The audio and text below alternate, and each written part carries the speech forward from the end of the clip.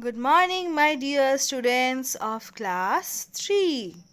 So, it's your social studies classwork, okay? And today's date is 3rd of July 2020. Okay? So, let's start our today's classwork. Okay, so in your social studies book, we started Chennai, right? Okay, so page number 46. So today we learn places of tourist attraction in Chennai. ঠিক আছে? Okay, so let's start. Tourists from all over the country and abroad visit Chennai to see its numerous tourist sites. Some of them are as follows. What is this? This is Marina Beach. Okay, so Marina Beach is the longest beach in India. It is also the second longest beach in the world. Next, Kapaleshwarar Temple. Kapaleshwarar Temple, one of the ancient temples of Chennai, is famous for its detailed architecture. Okay. Next, this is Sri Parthasarathi Temple.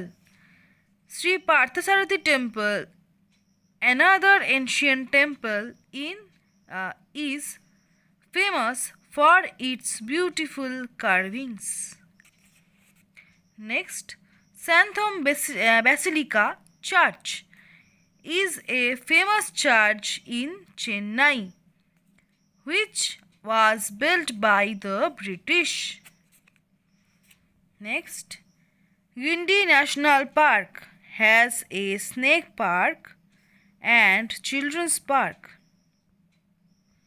Next, Victoria War Memorial. Victoria War Memorial was constructed to mark the victory of the British in the First World War. Okay, so let's describe it, what we had learned.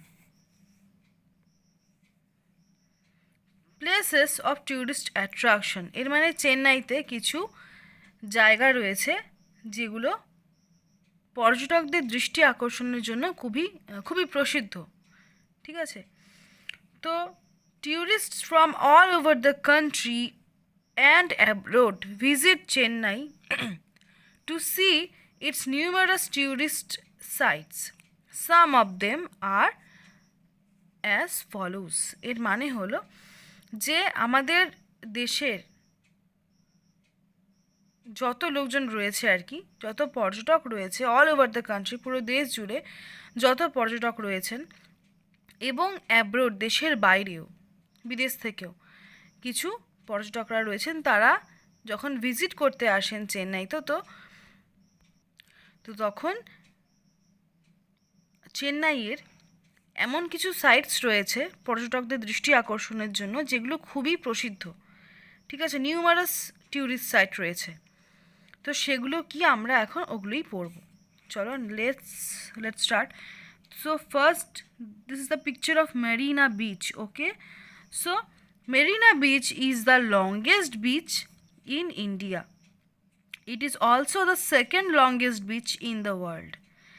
Marina bridge যে রয়েছে এটা হলো সব থেকে লম্বা beach ইন্ডিয়াতে, মানে সামুদ্রিক উপকূল ভাগটা অনেক লম্বা এই সি বিচ রয়েছে। সেটা কোথায় রয়েছে? চেন্নাইতে।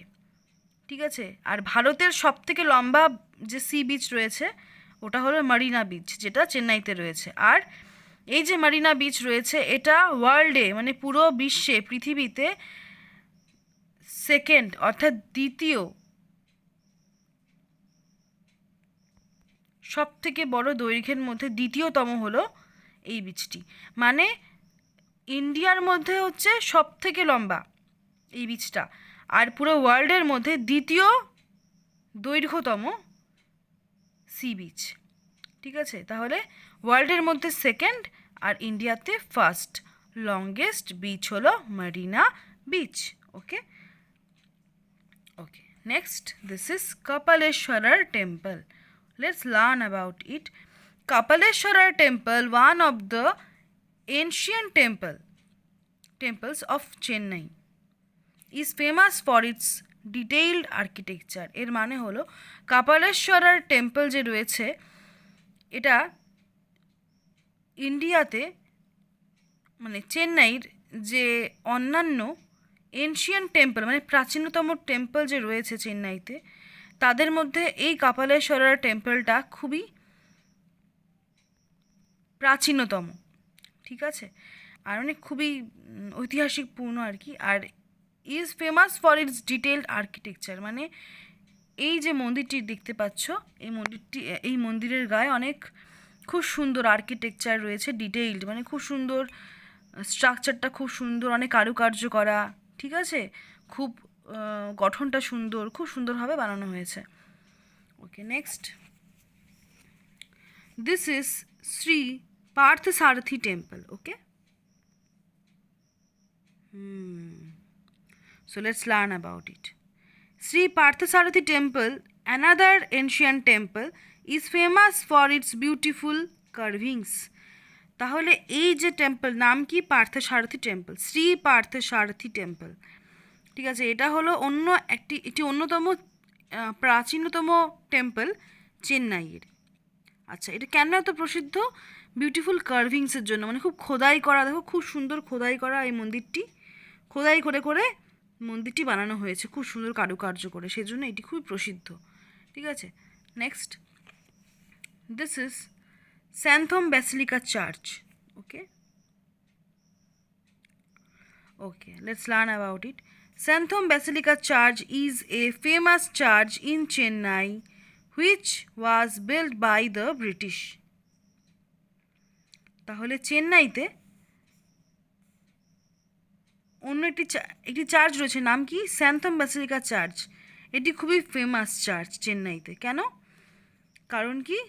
ব্রিটিশরা তৈরি করেছিল, which is build by British. ঠিক আছে, তাহলে এই চার্চটি ব্রিটিশরা তৈরি করেছিল। Next Guindy National Park. আচ্ছা, এই পার্কটাতে অনেক স্নেক রয়েছে, স্নেকদের পার্ক এটা। আর হলো চিলড্রেন্স পার্কও রয়েছে। ঠিক আছে, আর এই যে এই গিন্ডি ন্যাশনাল পার্কটা রয়েছে, এখানে স্নেক পার্কটা যে রয়েছে ওটা কেন, ওখানে মেনলি রেপটাইল মানে যারা সরীসৃপ যেমন স্নেক বা আদার্স যে রেপটাইলসরা রয়েছে তাদেরকে সংরক্ষণ করার জন্য এই পার্কটা খুবই প্রসিদ্ধ। কারণ কি? দিন যাচ্ছে আর রেপটাইলসদের সংখ্যা, স্নেকসদের যে ভ্যারাইটি রকমের স্নেকস আমরা দেখি সেগুলো কমে যাচ্ছে। ঠিক আছে, লুপ্ত হয়ে যাচ্ছে সেগুলো। তো সেগুলো যাতে লুপ্ত না হয় পুরোপুরি, ওদেরকে সংরক্ষণ করার জন্য এখানে তাদের পার্ক তৈরি হয়েছে। Okay, next Victoria War Memorial was constructed to mark the victory of the British in the first world war. Okay, আমাদের যে প্রথম বিশ্বযুদ্ধ হয়েছিল সেখানে ব্রিটিশরা জয়লাভ করেছিল। ঠিক আছে, আর এই ঘটনাটিকে স্মরণে রেখেই কিন্তু এই ভিক্টোরিয়া ওয়ার মেমোরিয়াল তৈরি করা হয়েছে। Next page. Other important tourist destinations are Fort Saint George, Vivekananda Museum, Elliot Beach, Golden Beach and Birla Planetarium. Okay, তাহলে অন্যান্য যে ট্যুরিস্ট ডেস্টিনেশনসগুলো রয়েছে বা পর্যটকদের যে জন্য খুব উপযুক্ত কতগুলো প্লেসেসের নাম রয়েছে সেগুলো কি?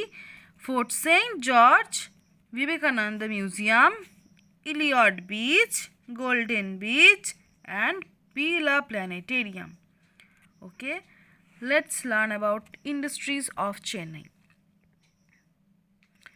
Industries. Chennai has several factories which manufacture cotton and silk textiles, leather goods, military tanks, railway coaches, bicycles, tractors and automobiles.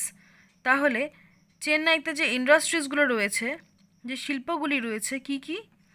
Chennai has several factories, মানে চেন্নাইতে বিভিন্ন ধরনের ফ্যাক্টরি রয়েছে হুইচ ম্যানুফ্যাকচার কটন, যেগুলো ম্যানুফ্যাকচার করে কি কি? Cotton and silk textile. Okay, মানে সুতি বস্ত্র আর সিল্কের বস্ত্র। লেদার গুডসেরও ম্যানুফ্যাকচার করে থাকে, মানে চামড়া শিল্প আর কি।